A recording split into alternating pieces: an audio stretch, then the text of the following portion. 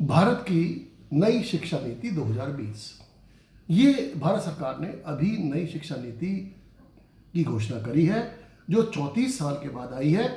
इससे पहले राजीव गांधी सरकार ने 1986 में शिक्षा नीति बनाई थी और इन 34 सालों में पूरे विश्व में शिक्षा का ढांचा बदल चुका है, आमूलचूल परिवर्तन आ चुके हैं। तो दोस्तों, मैं राजीव शर्मा आज आपको इसके बारे में विस्तार पूर्वक चर्चा करने जा रहा हूँ। ये चर्चा खास तौर पर उन यूपीएससी और सिविल सर्विसेज कैंडिडेट्स के लिए है जो अपना माध्यम लिखने का, एग्जाम लेने का वो हिंदी चूज करते हैं। सबसे पहले तो बात है इस शिक्षा पॉलिसी में क्या हिंदी को या हिंदी वर्सेस इंग्लिश डिबेट जो है उसका क्या है। ऐसा कहा जा रहा है, कई लोग कह रहे हैं कि अंग्रेजी को इसमें झटका लगा है और हिंदी को एक उछाल मिला है, क्योंकि भारत सरकार ने इस नई शिक्षा पद्धति में ये बदलाव किया है कि राज्य सरकारों को ये छूट दी है कि वो क्लास 5 तक और चाहे तो क्लास 8 तक वो शिक्षा का माध्यम अपनी लोकल लैंग्वेज में, जो उस राज्य की भाषा है, उसमें रख सकते हैं। तो क्या ये कुठाराघात है अंग्रेजी के ऊपर, जैसा कि कई विशेषज्ञों ने ऐसी शंका जाहिर करी, लेकिन सरकार का एक स्पष्टीकरण भी आया है और सरकार ने कहा है कि ऐसा कुछ नहीं है।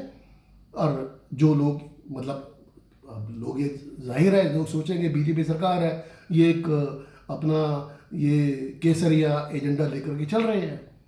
तो सरकार ने ये क्लैरिफाई करा है कि ऐसा कुछ नहीं है और राज्य सरकारों को पूरा हक है। ये मैंडेटरी नहीं है, ज़रूरी नहीं है कि क्लास 5 तक या क्लास 8 तक आप इंग्लिश मीडियम ना पढ़ाएं। अगर आप चाहते हैं इंग्लिश मीडियम में पढ़ाना तो पढ़ो, कोई इनको उनमें एक समस्या नहीं है। तो दोस्तों, सबसे बड़ी बात इसमें अगर आपको मैं खोल के समझाऊं सिंपल शब्दों में, सरल शब्दों में, इसमें एक तो बात यह है कि फोकस जो है स्टूडेंट्स को काफ़ी छूट दी गई है, चाहे वो एग्जाम्स पे ले लो, चाहे वो अपना परफॉर्मेंस को इम्प्रूव करने के बारे में ले लो, चाहे उनके लिए अपॉर्चुनिटीज़ के बारे में ले लो कि उनके पास क्या ऐसे अपॉर्चुनिटीज़ हैं कि जो वो विदेश में जाकर के ज़्यादा बेहतर तरीके से पढ़ सकते हैं, और क्या विदेशी शैक्षिक संस्थान इंडिया में आ सकते हैं कानूनी तौर से। तो दोस्तों, उसका खुलासा ये है कि ये जो नई पद्धति आई है, नई नीति आई है, उसके तहत जो अंडर ग्रेजुएट और पोस्ट ग्रेजुएट, जो अब अंडर ग्रेजुएट 4 साल का है और पोस्ट ग्रेजुएट 2 साल का है, तो पोस्ट ग्रेजुएट अब 1 साल का हो गया। और अंडर ग्रेजुएट में भी एग्जिट ऑप्शन है 3 साल और 4 साल। अगर किसी स्टूडेंट को लगता है कि वो 3 साल के बाद निकलना चाहता है, वो उसको फिर भी डिग्री मिलेगी ग्रेजुएशन की, वो निकल सकता है। और अगर वो लगता है कि वो जॉब करने के बाद या अपनी कुछ ज़रूरतें पूरे करने के बाद वो वापस उसको 4थे साल को करना चाहता है तो वो कर सकता है। एक तो बात ये। दूसरी बात ये कि ये शिक्षा नीति ये अलाउ करती है कि इंडियन इंस्टीट्यूशंस हैं, जो भारतीय शैक्षिक संस्थान हैं, वो विदेशों में अपने कैंपसेस खोल सकते हैं और विदेशी शैक्षिक संस्थान भारत में अपने कैंपसेस खोल सकते हैं। तो इससे होगा क्या कि इससे एक अलाइनमेंट हुआ है यूरोपियन शैक्षिक पद्धति के साथ, उनके प्रणाली के साथ। यूरोप में क्या है कि पोस्ट ग्रेजुएट, वहाँ पर पोस्ट ग्रेजुएशन सिर्फ 1 साल का है। अभी क्या होता था कि आपने यूके से, फ्रांस से, जर्मनी से पोस्ट ग्रेजुएशन करा और यहाँ पर आकर पता लगा कि वो डिग्री मान्य नहीं है, मतलब यहाँ के सिस्टम में। अगर आप यहाँ पर आगे फर्दर स्टडीज़ करना चाहते हैं या जॉब के लिए भी, वो उसमें समस्या है, कंपनियाँ उसको मानती नहीं। ये मेरे खुद के बेटे के साथ भी हो चुका है, क्योंकि वो यूके में उसने पोस्ट ग्रेजुएशन करी थी। तो मैं आपको अपने पर्सनल एक्सपीरियंस ही बता रहा हूँ। लेकिन अब जब ये शिक्षा पद्धति ने, ये शिक्षा नीति ने ये बात इसको क्लैरिफाई करा है, उसको ठीक करा है, तो अब यूरोप के इंस्टीट्यूशंस, एजुकेशनल इंस्टीट्यूशंस और इंडिया के एजुकेशनल इंस्टीट्यूशंस एट पार आ गए। और दोनों की डिग्री एक दूसरी जगह मान्य होगी। दूसरी एक आपको बता दूं, इसमें जो फोकस है वो GER पर है, यानी कि ग्रॉस एनरोलमेंट रेशो पर है। ग्रॉस एनरोलमेंट रेशो का मतलब ये है कि अभी फिलहाल जो GER है वो अभी भारत सरकार अभी 2018 में जो फिगर है 26.3% था, भारत सरकार उसको 2035 में 50% तक लाना चाहती है, यानी जितना 70 साल में अभी तक अर्जित किया GER, ऑलमोस्ट उतना 15 सालों में ये हो सकता है अगर ये इस पॉलिसी को ठीक से इम्प्लीमेंट कार्यान्वित किया जाए।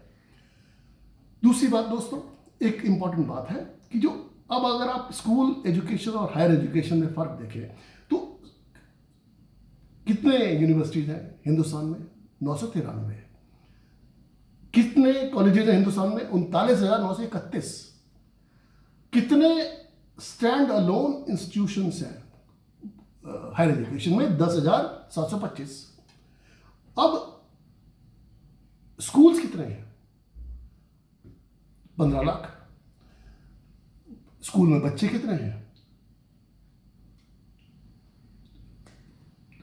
240 मिलियन, यानी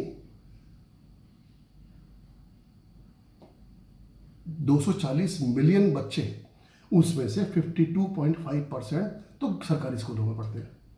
लेकिन जब हायर एजुकेशन में यानी कि कॉलेजेस और यूनिवर्सिटीज में आते आते उन स्टूडेंट्स की संख्या सिर्फ 37 मिलियन रह जाती है, यानी सिर्फ 3,70,00,000। कहां 24 करोड़ और कहां 3,70,00,000, एक तरह से एक छठवां हिस्सा।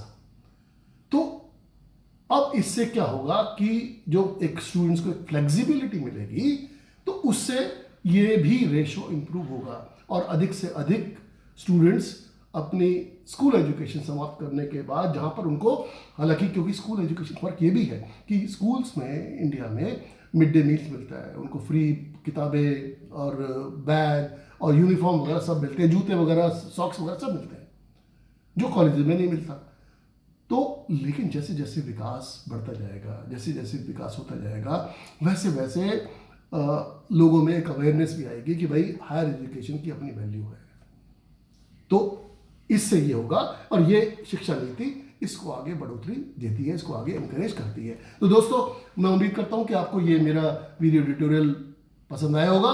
आप मेरे चैनल राजीव किष्किंधा को सब्सक्राइब करें। धन्यवाद।